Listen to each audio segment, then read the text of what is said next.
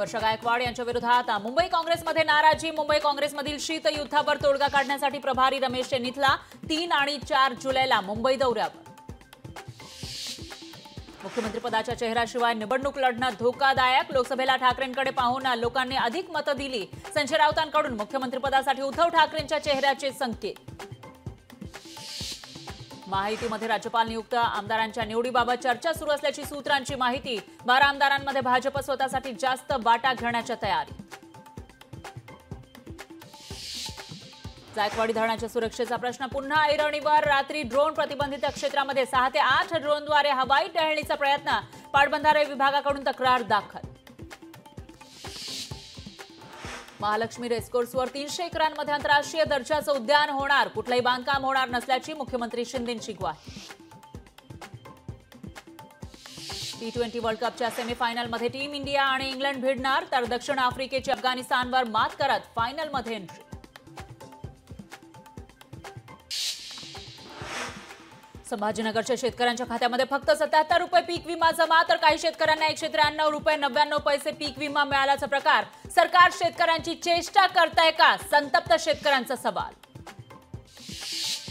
लोकशाहीचा नवा चौकीदार लोकसभेत रुजू, मात्र हा चौकीदार चोर नाही। सामनातून राहुल गांधींना लोकशाहीचा चौकीदार म्हणत अभिनंदन। पुणे मेट्रोची स्वारगेटपर्यंतची सेवा गणेशोत्सवाच्या आधी सुरू होण्याची शक्यता। जिल्हा न्यायालय ते स्वारगेटपर्यंत भुयारी मेट्रो मार्गाचं काम 95% पूर्ण।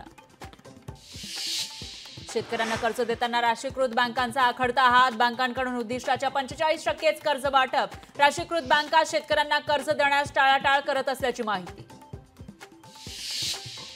पुणे शहरातील अनेक भागांचा वीज पुरवठा आज बंद। देखभाल दुरुस्तीच्या कामासाठी महावितरणचा निर्णय। सकाळी 10 ते संध्याकाळी 6 वाजेपर्यंत वीज पुरवठा राहणार बंद। दिल्लीमध्ये जोरदार पावसाची हजेरी। दिल्लीवासियांना उष्णतेच्या लाटेपासून दिलासा, तर पावसामुळे दिल्लीचं तापमान कमी होण्यास मदत। राज्यातील अनेक भागात जोरदार पावसाची शक्यता। पुढील 48 तासात मुसळधार पाऊस पडण्याची शक्यता। ठाणे आणि मुंबईसाठी येलो, तर रायगड रत्नागिरी जिल्ह्यासाठी ऑरेंज अलर्ट जारी। मुंबई महानगरपालिकेमध्ये सहाय्यक आयुक्तांच्या 50% जागा रिक्त। रिक्त जागा भरण्यासाठी मुंबई महानगरपालिकेकडून अर्जाची मागणी। पालखी सोहळ्यासाठी पीएमपीएमएल प्रशासन सज्ज। पालखी सोहळ्यानिमित्त देहू आळंदीसाठी जादा बसेसची सोय।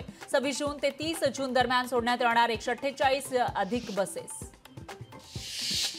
पुण्यात नद्यांच्या पूररेषेचा सर्वंकष आढावा घेऊन नव्यानं पूररेषा आखण्याच्या उच्च न्यायालयाच्या सूचना, तर उच्चस्तरीय समिती स्थापन करण्याचेही आदेश।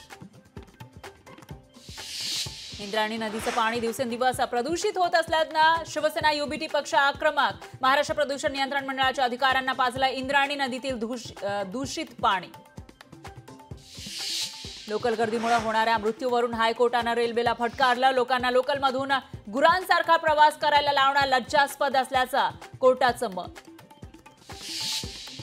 वाहतूक कोंडीमुळे पुणेकर हैराण। शहरामध्ये अनेक ठिकाणी वाहतूक कोंडीची समस्या गंभीर, मात्र वाहतूक कोंडीकडे वाहतूक पोलिसांचं दुर्लक्ष।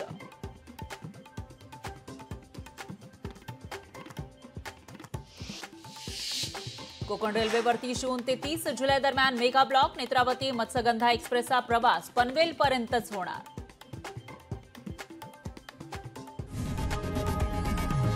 लोकशाही मराठी ऐका, पहा, जागरूक रहा।